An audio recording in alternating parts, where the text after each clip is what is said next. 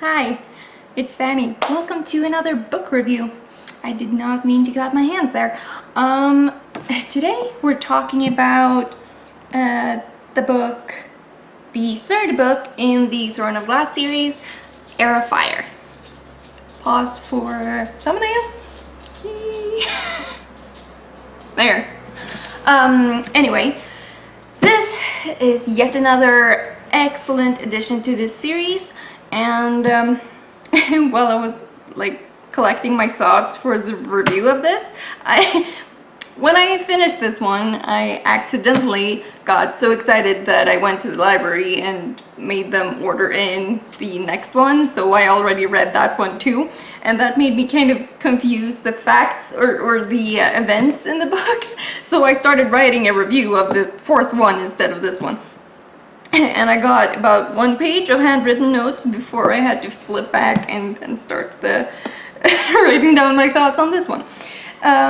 So in this one, Selena has gone to Wendlin, and that's the, so to say, eastern continent where there are still Fae that sort of rule. And she's actually there because of the king, the evil king, who wants her to assassinate the royal family who are related to the Fae that live, especially Queen Maeve, who is an interesting character. She's not exactly benevolent, but she's also not... Yeah, she's not benevolent, but she's also not extremely malevolent all the time, like the demons or the Valg are. So it's a kind of... the good and evil here is kind of sort of a gray area, I gotta say. So Maeve is a very powerful Fae queen, and she's immortal, so she's been there for a long time.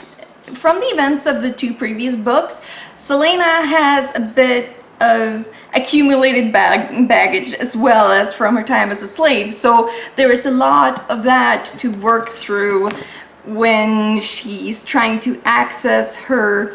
I don't think it comes as a surprise to anyone that she has magic powers, and to access these she has to work through all the layers of her past trauma, and that it's a struggle, and it's very well written, I think, how hard it can be to work on yourself to that degree that you can reach the excellence necessary.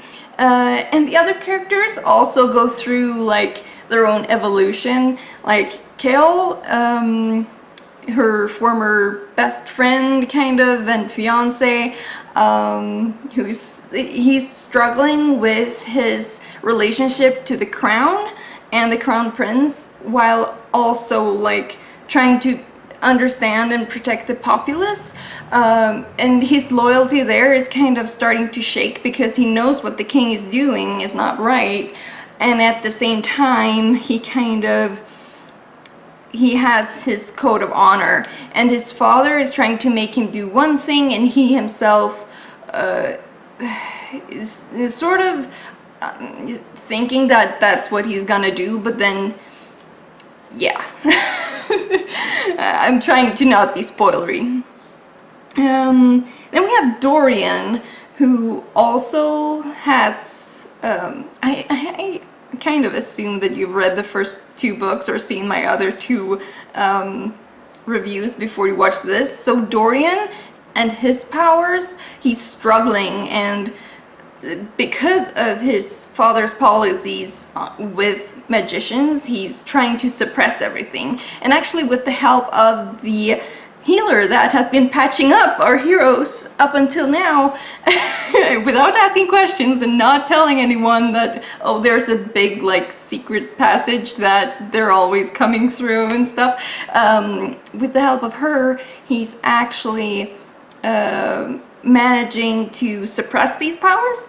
That turns out to not be a very good thing, but still they reach that goal, and their relationship is also very good for Dorian. Like I really like how their dynamic is. Then we have an additional character that turns up, Manon. who is a black beak witch, or an black beaks are one of the Iron Tooth witch clans, and they are the, it's hard to say which one is the fiercest, but the yellow legs and the black beaks are definitely the two that are most warrior-like. The black beaks are known for their discipline, and Manon, obviously, since she's the leader of that, or she's the heir of the leader of that clan, like her grandmother, who is an interesting character also. The witches are bloodthirsty. That's, I can say that much. They are on the evil side. They are allied with the king, and they are working with the demon breeders, so to say. And they are now supposed to be the sort of air cavalry, or the air force of that evil army that is being bred or being created by the Valg or the evil king. Manon can sense that there is something wrong with the creatures that are being created, and she's sort of not yet questioning any orders, because the discipline, and you're not supposed to question the elders and the clan leaders, but she senses that something is wrong with the meat, for example, that's fed the wyverns, which they are flying. Yeah, Manon is an interesting character, and so is her first lieutenant, and their dynamic is really cool in the 4th book. But in this one, you sort of get establish how Manon is as a character. I really like her, but she is evil here. Kind of. It's hard to define what is good and evil here, actually, and that I find that really cool, that there's a gray area, and like an evil character can have morals, for example. Then we have Selena's cousin, Adian. Yes, and it's interesting because now that Selena has left Rifthold, the capital city, Adian comes there, and they look like twins. They are cousins, and I don't know if they're first or second cousins, but they look exactly like she's the female version of him and he's the male version of her.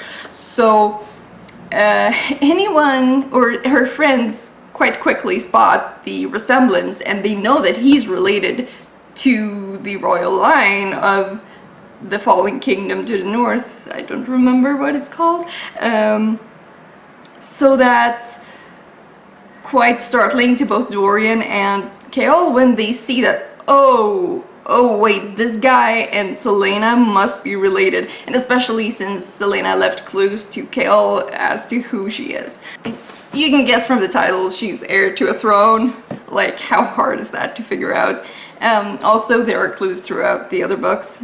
And so she has to claim her birthright through becoming, like, reconciling her difficulties with her Fae form and the magic. Like, it's both for her, and for Dorian it's just trying to learn to live with the magic, but he should try to control it, really. So this book kind of suffers from the same feeling as maybe the Two Towers in the Lord of the Rings series does. Sorry, I'm recording. Where it feels like it's working a lot on building up until the next book and the next book and the next book, like, but at the same time, while you know that that is happening, it doesn't feel restrictive in any way, or that it doesn't get boring at any point. Like, all the events that happen are clearly tied to the story. Nothing feels redundant, and there is not one of the point of view characters that makes you want to put the book down, because that can happen sometimes if you have a lot of point of view characters, especially like when there's a lot of them, like in A Song of Ice and Fire, for example. Like, there's a lot, and some of the characters you just don't feel like you connect to as much, and honestly, I'm one of those people who sort of skim those chapters because I'm not as interesting. This doesn't happen in these books, and I love that, because then I'm engaged the whole time, and there's not one point where I feel like, oh, I'll just read this tomorrow. It's like really difficult to put the books down, and I like that. What's more? Yeah, that's pretty much all I had to say about the Heir of Fire. And I will come back next week and talk about Queen of Shadows, which is the 4th book. Because, as I said, I've already read that one because I couldn't wait. And now I'm still waiting for the library to have the next book for me, because I realized that buying all these books was getting pretty expensive. I might also, while I wait for Kingdom of Ashes, which is the 5th book, I don't think it's the final one. There might be one more, I'm not sure actually. I'm gonna do a review of Uprooted, which is a book by Naomi Novik, who is also one of my favorite authors. It might even be better, in my opinion, than the Tremor series, which is, oh, I love it. That one is dragons in the Napoleonic Wars. Sounds whack, but it's fantastic. And then Uprooted is about, well, magic, kind of. A much more classic fairy tale, which I also love. So stay tuned for those. And I thank you so much for watching. If you want to support this channel, please check out my Patreon, which is fannyforfun, or patreon.com/fannyforfun. And I also have a website that I never update, so you might want to check that one out. It's in the links section of the banner. Okay, see you next time. Bye!